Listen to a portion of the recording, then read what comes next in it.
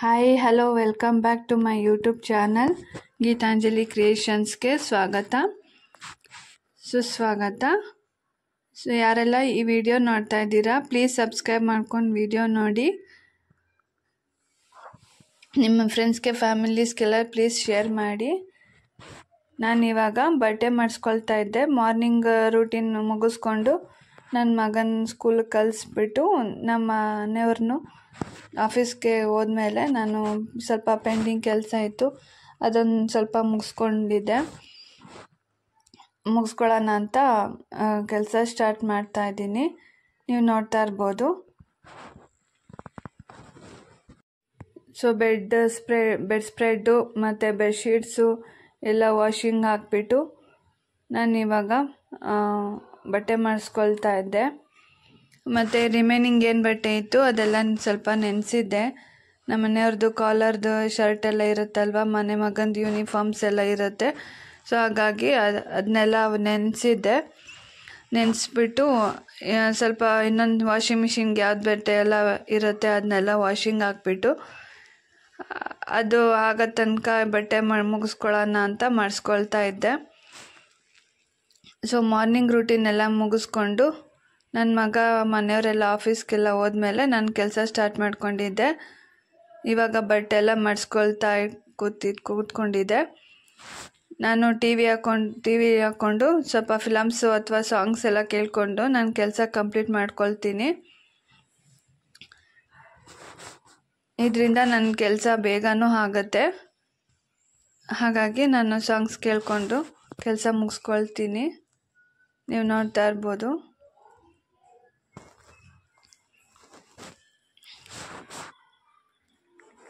Morning routine ಎಲ್ಲ ಇರುತ್ತೆ. So ಹಾಗಾಗಿ ಹಿಂದಿನ ವೀಡಿಯೋದಲ್ಲಿ ಯಾರೆಲ್ಲ ನೋಡಿಲ್ಲ ಅಂದರೆ ಹಿಂದಿನ ವೀಡಿಯೋದಲ್ಲೆಲ್ಲ ಅಪ್ಲೋಡ್ ಮಾಡಿದ್ದೀನಿ, ನೀವು ಹೋಗ್ಬಿಟ್ಟು ಚೆಕ್ ಮಾಡಿ.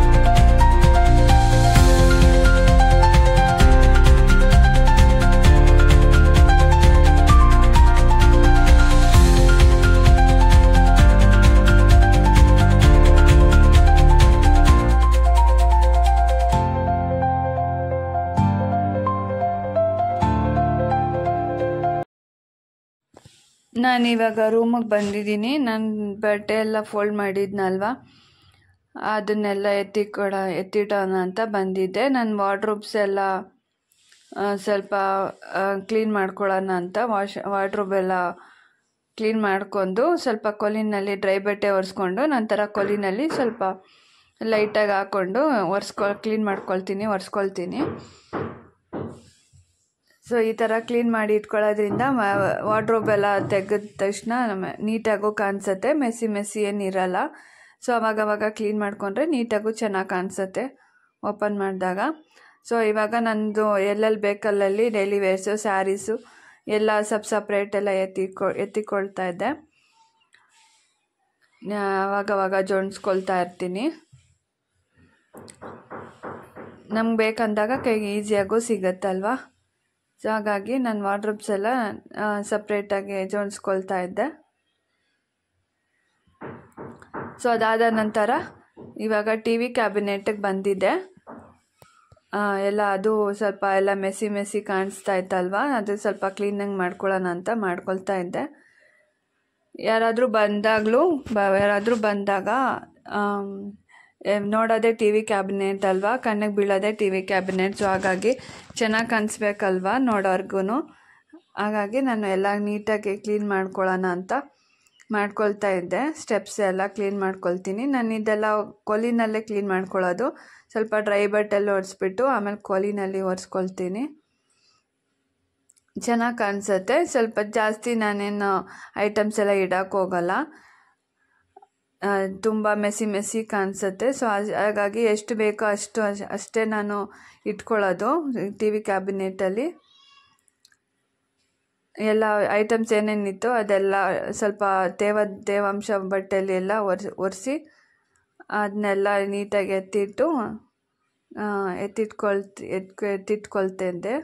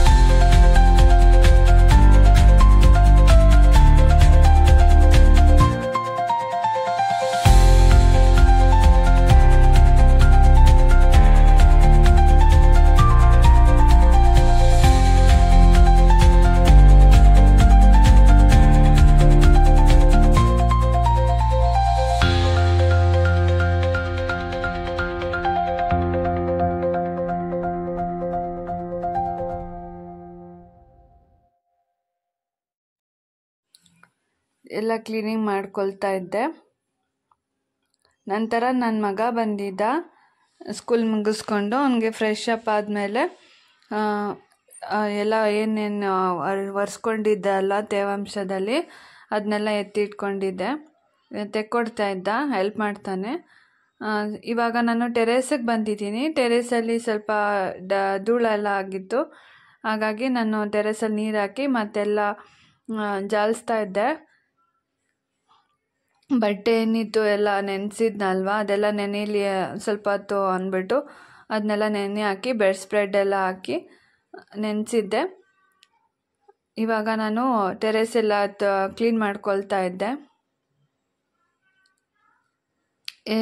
ಅವಾಗವಾಗ ಈ ಥರ ಎಲ್ಲ ಕ್ಲೀನ್ ಮಾಡಿಕೊಂಡ್ರೆ ಚೆನ್ನಾಗಿ ಕಾಣಿಸುತ್ತೆ. ಹಾಗಾಗಿ ಆ ಬಟ್ಟೆ ವಾಶ್ ಮಾಡೋಕ್ಕೆ ನಾನು ಯಾವಾಗ ಬಂದ್ರೂ ಈ ಥರ ಫುಲ್ಲು ಟೆರೇಸ್ ಎಲ್ಲ ವಾಶ್ ಮಾಡಿ ಆಮೇಲೆ ಬಟ್ಟೆ ಒಗೆಯೋಕ್ಕೆ ಸ್ಟಾರ್ಟ್ ಮಾಡ್ತೀನಿ. ಸೋಫಾ ಕವರು, ಕರ್ಟನ್ಸು, ಸ್ಕ್ರೀನ್ಗಳು, ಡೋರ್ ಸ್ಕ್ರೀನ್ಸ್ ಎಲ್ಲನೂ ನಾನು ಹ್ಯಾಂಡಲ್ಲೇ ವಾಶ್ ಮಾಡೋದು. ವಾಷಿಂಗ್ ಮಿಷನಲ್ಲಿ ಹಾಕಿದ್ರೆ ಹಾಳಾಗುತ್ತೆ ಅಂದ್ಬಿಟ್ಟು ನಾನು ಈ ಥರ ಹ್ಯಾಂಡಲ್ಲೇ ವಾಶ್ ಮಾಡ್ಕೊಳ್ತೀನಿ.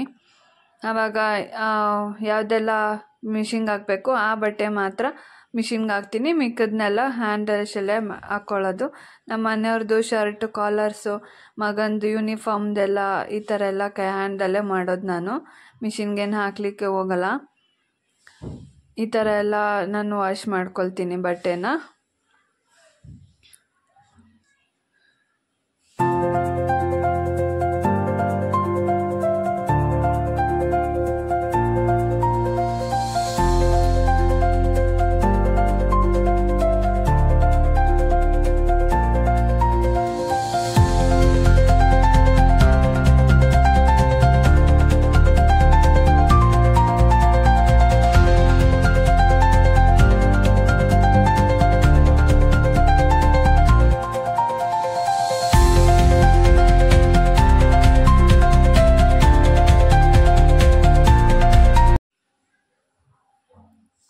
ಥರ ಬಟ್ಟೆ ಎಲ್ಲ ಜಾಲಿಸಾದ್ಮೇಲೆ ನಾನು ಬೆಡ್ಶೀಟ್ ಎಲ್ಲ ಹಾರಾಕ್ಲಿಕ್ಕೆ ಬಂದೆ.